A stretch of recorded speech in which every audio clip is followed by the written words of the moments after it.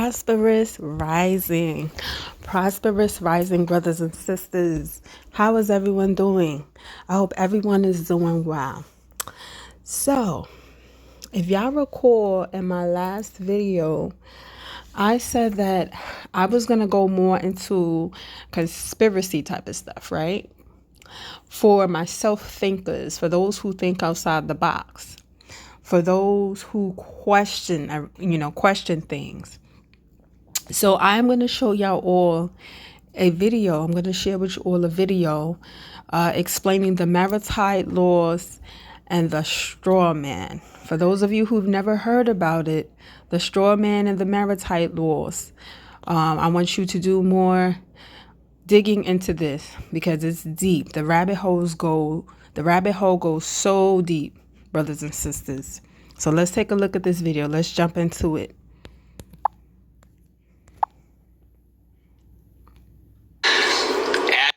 Check this video out. I want you guys to pay attention as he explains to you exactly how you were pushed into believing you were your straw man rather than the person that you truly are, okay? Just watch the business terminology that he uses, okay? It's a very informative video, man, and this is a must watch. Let's get into it. Hey guys, Ben Barlow, Your Rights, Your Life. Hey, I want to touch base with you on how they trapped us into Admiralty Maritime Law. So let's work through this. In 1932, they turned every hospital into a foundling hospital. A foundling hospital is a location which now includes police departments, fire departments, CPS, Department of Family Services. They turn them all into foundling locations. A foundling location is where you can go, anyone can go up and drop their kids off with no retribution against them without breaking the law and just give up their kids. So every hospital got turned into a foundling hospital in 1932. In 1933, they created the birth certificate process. In that birth certificate process, it turned you from you were born as a sovereign, like our founding fathers fought for their independence to become sovereign instead of citizens.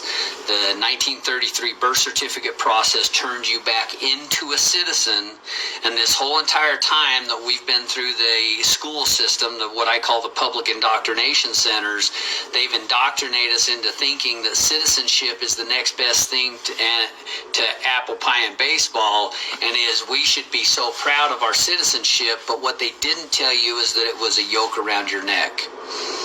It trapped you under Admiralty Maritime Law, and I'm going to go into a multiple part series to help you understand what they did and how they did it. This is just the first part. Citizenship is a yoke around your neck. Citizenship, what that stands for, city is municipal, zen is servant. So as a citizen, you are a municipal servant to the state being government. Right. And how do we serve them? We're more so like a product that serves the purpose of paying off their debt, okay, to other foreign countries. The federal government. You are a federal United States citizen. So now I want you to think about something, because this is what it comes down to.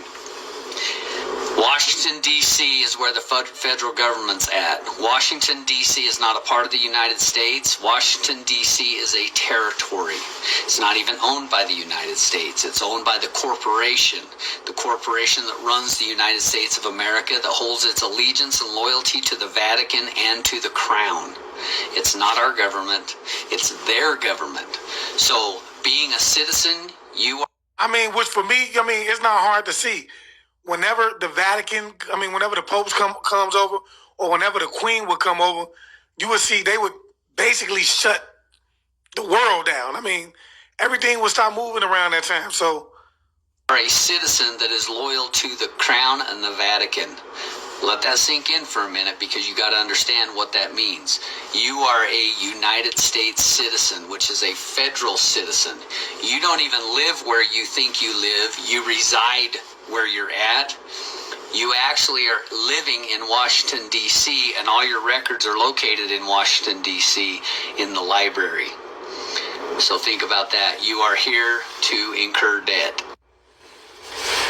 Hey guys, Ben Barlow, Your Rights, Your Life. This is part 2 of how they trapped us into Admiralty Maritime Law. I want you to consider everything as a shipping war in commerce, and they've trapped us into Admiralty Maritime Law, which is commerce and contracts. So think of all of us as vessels, ships. And so as a vessel, your mother, being pregnant, had to go to the hospital. It's not a hospital. I want you to consider it a port. She's going to the hospital. In it being a port has to have a dock tender. Well, the doctor is the dock tender. The only one that is considered a doctor is the one that receives babies. All others are considered physicians and specialists. So your mother pulls up to the hospital, pulls up to the port to birth her ship, B-E-R-T-H. As she births her ship, the child is tugged through the birth canal, as in a tugboat, by the doctor, tugs through the birth canal, received by the dock tender as a cargo. The nurses come up to the mother. They have a handful of papers for the mother to sign. They are creating what's called a bill of lading. That is... Listen to what he said. He say a bill of lading. For any of you who ever worked in warehouses or anything, you know, if you ever drove a fork truck or whatever the case may be, then you know what a bill of lading is. It's a piece of paper that describes the product that is being either shipped or that's coming in, okay? So basically what he's saying, when you or your mother, because she carries you in the water inside of her womb, she pulls up to the dock, which is the doctor, right? And then she gives birth to the product. When they fill out these paperwork that you think is the birth certificate, it's actually a bill of lading that is describing the product that is being pulled out of the canal, which would be the womb. It's crazy. The cargo needs a bill of lading so that they can determine what the cargo is.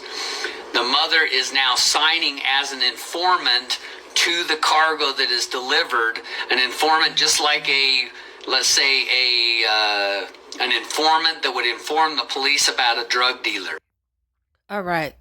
So this is a long video. It's over 17 minutes. I just wanted to give y'all a little glimpse and a little insight into the maritime laws and into the straw man. So as y'all can see, we are used as property, as cattle, or as chattel, right? Under United States Corporation. We were never meant to be citizens.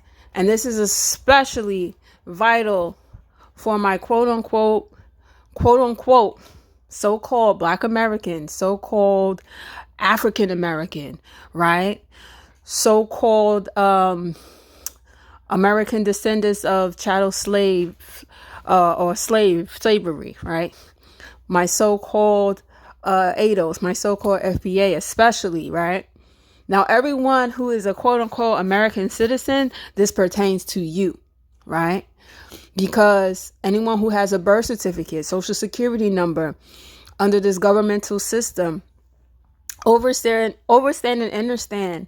that you are used as chattel or as cattle, right? It's a type of slavery system, right? So please educate yourselves. Please do more digging into this. Do your due diligence to educate yourself, because the rabbit hole goes deep, as I said. My aboriginals, if you know, you know, right? If you know, you know. We were never meant to be citizens. The founding fathers made us citizens, right? We're aboriginal, right? So the rabbit hole, like I said, definitely goes deep. The truth is stranger than fiction.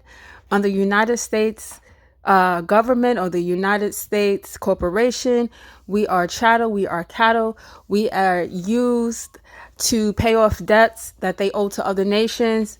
Example, China, right? Example, China. That's how we are used to pay off their debts.